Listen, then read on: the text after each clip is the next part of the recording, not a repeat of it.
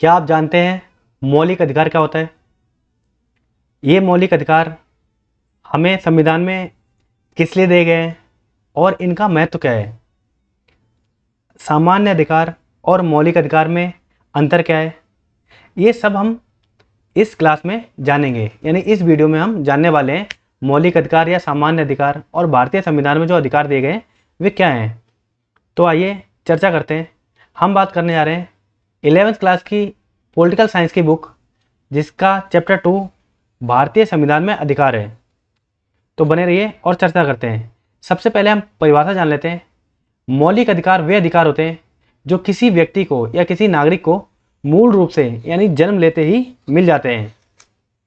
भारतीय संविधान के भाग 3 में अनुच्छेद 12 से लेकर 35 तक इनकी चर्चा की गई है, लेकिन जनरली यानी नॉर्मली हम 14 से लेकर 32 तक इन अधिकारों की चर्चा करते हैं। तो सबसे पहले हम बात करते हैं 14 से लेकर 18 अनुच्छेद समानता का अधिकार, जो कि राइट टू इक्वलिटी है। अनुच्छेद 14 बताता है कि सभी व्यक्ति कानून के सामने समान है। राज्य के साथ, राज्य मतलब एक जो स्टेट या देश है या संविधान है, किसी के साथ भेदभाव नहीं करेगा। वही अगर हम बात करें अनुच्छेद 15 की, तो ये 5 प्रकार की स्थितियों का वर्णन करता है, जिसमें धर्म, जाति, लिंग, जन्म स्थान या नस्ल के आधार पर भेदभाव नहीं होगा। जैसे आपने देखा होगा कभी कोई हिंदू मुस्लिम आदि धर्म को लेकर भेदभाव करते हैं, तो वहीं जाति को लेकर कि कोई अपने आप को राजपूत कहता है तो कोई नीची जाति का अपने आप को बताने की कोशिश करता है। वैसे ही कोई जेंडर को लेकर भी एक भेदभाव नहीं कर सकता है। ऐसे ही जन्म स्थान या नस्ल के आधार पर भेदभाव किया जाता है, जो कि संविधान के द्वारा गैर कानूनी है। और अब तो आप देखते होंगे कि कानून के लिए ये बहुत बड़ी बात है और कानून की नज़रों में ये एक बहुत बड़ा गैर कानूनी काम भी है। महिलाओं, बच्चों, अनुसूचित जाति और जनजाति के लिए विशेष प्रावधान भी बनाए गए हैं। तो अनुच्छेद 16 की बात कर लेते हैं, जो कि है अवसर की समानता है। सरकारी नौकरी में समान अवसर देने के लिए, जैसे आपने देखा होगा कभी हम गवर्नमेंट जॉब के लिए जब फॉर्म अप्लाई करने जाते हैं तो SC, ST, OBC और पिछड़े वर्गों के लिए कुछ छूट दी गई होती है। वह छूट इसलिए दी गई है ताकि सभी जो पिछड़े वर्ग हैं उनको समान रूप से लाया जा सके। अब बात कर लेते हैं अनुच्छेद 17 की, जो कि छुआछूत का अंत करने के लिए इस आर्टिकल को बनाया गया है। इस आर्टिकल में जैसे आपने देखा होगा पहले के टाइम पर, अभी भी ऐसा होता है ग्रामीण इलाकों में कि कुछ लोग अपने आप को ऊंचा कहते हैं और कुछ लोगों को नीचा बताने की कोशिश करते हैं। साथ में उठते बैठते नहीं है, खाना नहीं खाते हैं। जैसे कि किसी क्लास में हर प्रकार के बच्चे होते हैं, तो क्या होता है कुछ बड़ी जाति के बच्चे जो कि उनको उनके पेरेंट्स से बताया होता है कि तुम ऊंचे हो और नीचे लोगों के साथ नहीं बैठ सकते। कुछ जातियां ऐसी हैं जो जिनको नीचा माना जाता है। तो इस चीज़ का अंत करने के लिए आर्टिकल 17 लाया गया है। अब बात कर लेते हैं अनुच्छेद 18, जो कि है उपाधियों का अंत।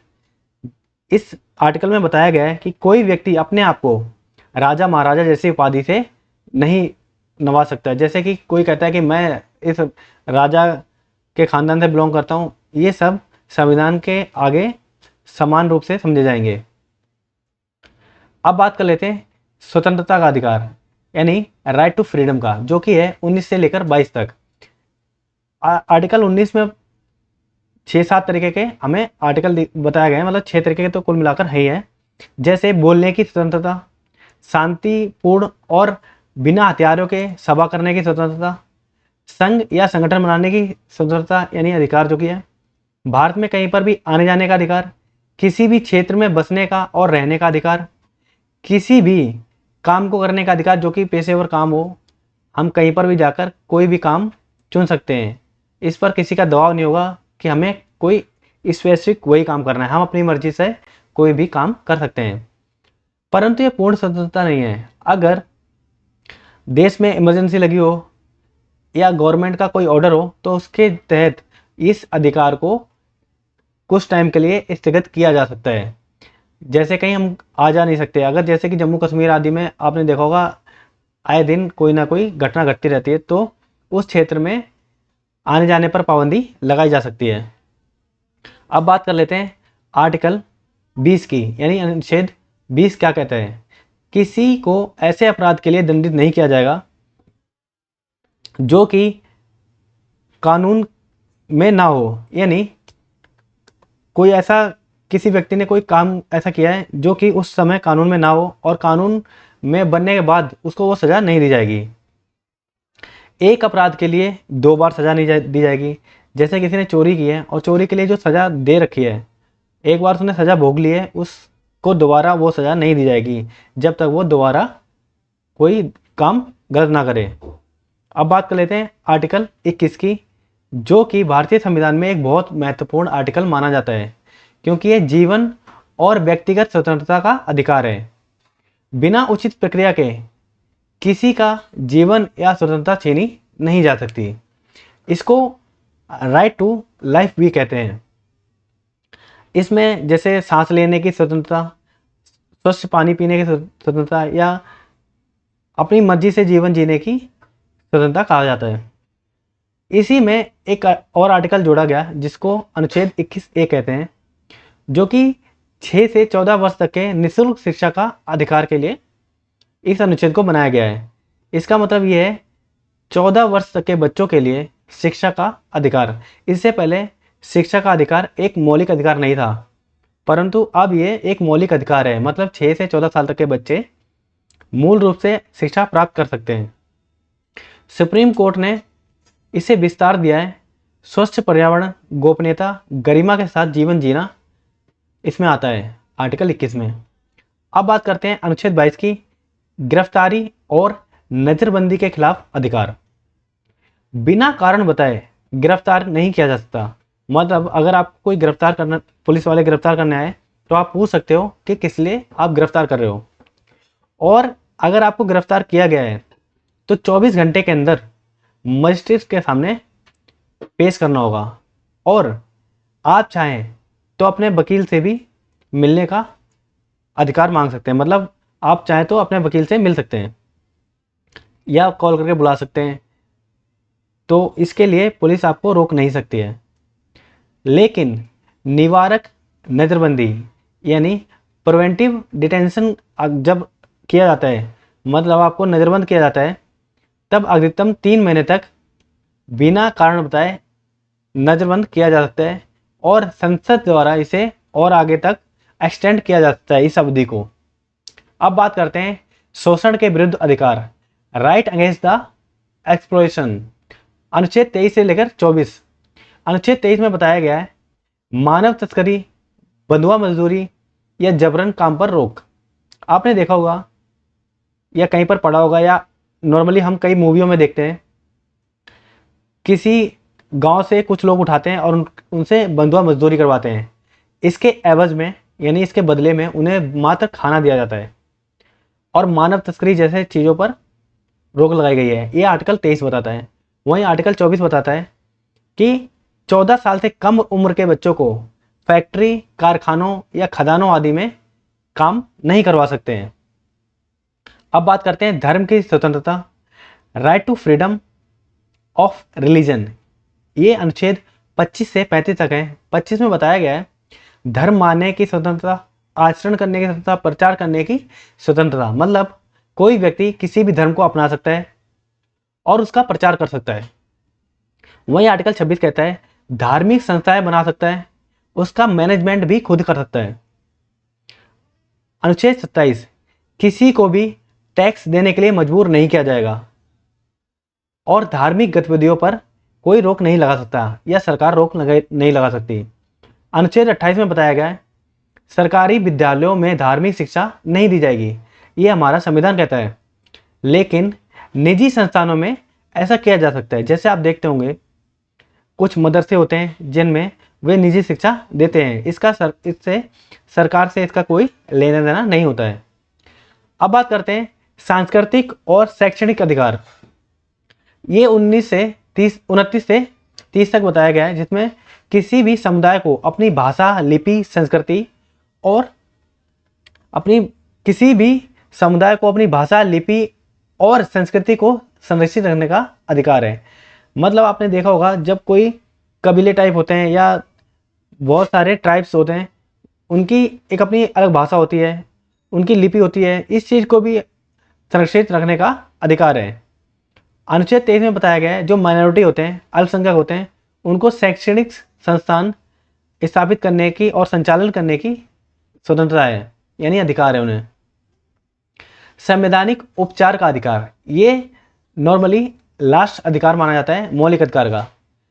जब बाकी अधिकार जो कि मैंने आपको बताया 14 से लेकर 30 तक जो अधिकार बताए हैं, वे उन अधिकारों का जब उल्लंघन किया जाता है, कोई जब आपके अधिकारों का उल्लंघन करता है, तब आर्टिकल 32 के तहत आप डायरेक्ट सुप्रीम कोर्ट जा सकते हैं और सुप्रीम कोर्ट कुछ रिट जारी करेगा, जैसे कि habeas corpus, mandamus, probation, certiorari और क्वा वारंटो।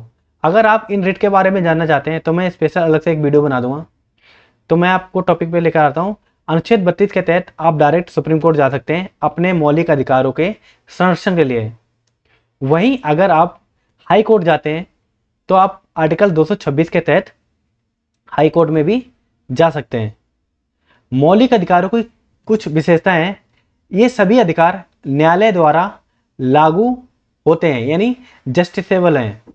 संसद इन अधिकारों को सीमित कर सकती है लेकिन समाप्त नहीं कर सकती। जैसा कि मैंने आपको बताया है, जब कोई आपातकाल स्थिति होती है तब आर्टिकल 19 जैसे अधिकार निलंबित कर दिए जाते हैं। अनुच्छेद 20 और 21 ये आपातकाल में भी लागू रहेंगे, इन्हें निलंबित नहीं किया जा सकता किसी भी स्थिति में। राज्य के नीति निर्देशक तत्व, अब हम बात कर लेते हैं मौलिक अधिकार से अलग। इनको हम डीपीएसपी कहते हैं, डायरेक्टिव प्रिंसिपल्स स्टेट पॉलिसी। संविधान के भाग 4 में अनुच्छेद 36 से लेकर 51 तक इनकी चर्चा की गई है। भारतीय संविधान में इनको आयरलैंड से लिया गया है। डीपीएसपी जो कि है राज्य को दिशा देने वाले मार्गदर्शक सिद्धांत हैं। इनका पालन करना सरकार का कर्तव्य है, परंतु इन्हें न्यायालय द्वारा लागू नहीं करा जा सकता है। न्यायालय में ये लागू नहीं करा जा सकते हैं। इनका उद्देश्य होता है समाज में न्याय, समानता, कल्याणकारी राज्य की स्थापना करना। डीपीएसपी की मुख्य प्रावधान कुछ ऐसे हैं। सामाजिक और आर्थिक न्याय जो कि आर्टिकल 38 से लेकर 39 तक है, जो कि मैंने आपको बता रखा है, ये आप देख सकते होंगे। समानता पर आधारित सामाजिक व्यवस्था, पुरुषों और महिलाओं को समान कार्य का समान वेतन। क्योंकि आपने देखा होगा एक कंपनी में या किसी एक कारखाने में जब पुरुष और महिला दोनों काम कर रही होती हैं, पुरुष को अधिक वेतन मिलता है, वहीं उसी काम के महिला को कम वेतन मिलता है। इसीलिए संविधान में एक कानून जोड़ा गया है कि समान काम के लिए समान वेतन भी मिलना चाहिए। संपत्ति और संसाधनों का समान वितरण, बाल श्रम और शोषण पर रोक। अब बात कर लेते हैं अगले टॉपिक पर, स्वास्थ्य और जीवन स्तर। आर्टिकल यानी अनुच्छेद 42 से लेकर 47 तक। इसमें श्रमिकों के लिए, यानी जो कामगार हैं, जो काम करते हैं, उनके लिए उचित कामकाजी स्थिति बनाना, मातृत्व लाभ देना, पोषण स्तर में सुधार, जन स्वास्थ्य का उन्नयन, शराब और मादक से पदार्थों पर रोक, शिक्षा और बाल अधिकार, जो कि आपने अभी देखा था मौलिक अधिकार में भी 6 से लेकर 14 वर्ष तक के बच्चों के लिए निःशुल्क शिक्षा का प्रावधान है और डीपीएसपी में भी निःशुल्क शिक्षा का प्रावधान है। वहीं अनुसूचित जाति, अनुसूचित जनजाति और कमजोर वर्गों के हितों की रक्षा के लिए भी प्रावधान है। लास्ट अनुच्छेद है इस टॉपिक में, अंतरराष्ट्रीय शांति। अनुच्छेद 51, अंतरराष्ट्रीय संबंधों में शांति और सुरक्षा को बढ़ावा देना और विश्व न्यायालय यानी इंटरनेशनल कोर्ट ऑफ जस्टिस का सम्मान करना, ये आर्टिकल 51 बताता है। अब बात करते हैं डीपीएसपी का महत्व क्या है। ये मौलिक अधिकारों के पूरक हैं, मतलब जब मौलिक अधिकार ना हो तो इनको भी मौलिक अधिकार की तरह देखा जाता है, यानी मौलिक अधिकारों की जगह इनको भी महत्व दिया जाता है, परंतु ये लागू नहीं कराए जाते हैं। भारत में कल्याणकारी राज्य का ये आधारशिला भी बनती है। मौलिक अधिकारों को हमने पढ़ लिया, हमने DPSP directive principle state and policy पढ़ ली। अब बात करते हैं मौलिक कर्तव्य, क्योंकि भारत में अगर कुछ संविधान में कुछ अधिकार दिए गए हैं तो कुछ कर्तव्य भी दिए गए होंगे। तो कुल 11 मौलिक कर्तव्य दिए गए हैं। हम एक एक करके इनको पढ़ लेते हैं। भारतीय संविधान में जो मौलिक कर्तव्य हैं वो कुछ इस प्रकार हैं। संविधान का पालन करना और उसके आदर्शों का सम्मान करें। राष्ट्रीय ध्वज यानी जो कि तिरंगा है उसको आदर करें और राष्ट्रीय गान का आदर करें। स्वतंत्रता संग्राम के आदर्शों का महत्व दें। जो कि स्वतंत्रता संग्राम में जो कि शहीद थे उन सबका आदर करना। और वहीं चौथा अगर बात करें तो भारत की संप्रभुता, एकता और अखंडता की रक्षा करें। देश की रक्षा करें और जब आवश्यकता हो तब सेवा दें। जैसे कि जब जरूरत पड़ने पर सैनिक ना हो तो आपको भी बुलाया जाए तो आप उस चीज़ के लिए हमेशा खड़े रहें। देश की रक्षा करें और जब आवश्यकता हो तो सेवा दें। तो वहीं अगले बात करें तो भाईचारे की भावना को बढ़ावा दें और महिलाओं का सम्मान करें। प्राकृतिक पर्यावरण जैसे जंगल, झील, नदियाँ, वन्य जीव की रक्षा करें। वैज्ञानिक दृष्टिकोण और मानवतावादी सोच विकसित करें। सार्वजनिक संपत्ति की रक्षा करें और हिंसा से दूर रहें। व्यक्तिगत और सामूहिक कार्यों में उत्कृष्टता की ओर अग्रसर हों। और लास्ट जोड़ा गया था 2002 में, 6 से 14 वर्ष तक के बच्चों को शिक्षा दिलाना अभिभावकों का काम है। मतलब गार्जियंस का ये काम है, कर्तव्य है कि 6 से 14 साल तक के बच्चों को शिक्षा दिलाएं। तो इस चैप्टर में इतना ही। जानकारी कैसी लगी कमेंट करके ज़रूर बताएं। Thank you.